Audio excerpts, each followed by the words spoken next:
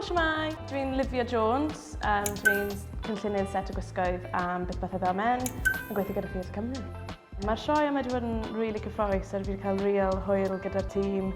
So, in the practical sense, mae accessibility wedi bod yn really bwysig a sort of low-key heriol am y sioe yma. So, ni wedi bod yn gwneud tactile flooring, mae hwnna'n really bwysig i sort of taith lot i fe'r person, day to day. So mae lot i Marid yn gwybod lle mae sort of diwedd y gwaglen ni, golau, textures.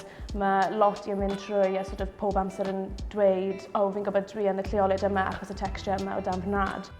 Dwi'n meddwl prif themau yr actual sioe ar sgwennu yw galer.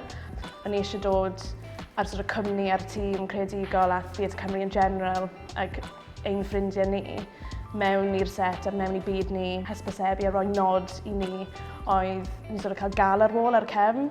Ond hefyd mae'r sioe mae'n really bwysig i fi yn personol, mae'r themau'n really agos tuag at fi. Nath partner fi marw dechrau'r blwyddyn a nath ddim cael y fraint i sort of bod ynghlwm â hwn. So I'm doing it for my Jacob Bailey. So yeah, mae'n really bwysig a dwi'n really cyffroes i eistedd yn ôl a gweud like, oh wow. Dwi yn dioddef yr un themau ar y profiad mae lot wedi mynd trwy, gan hefyd cael little sparkle and queer essence in there as well.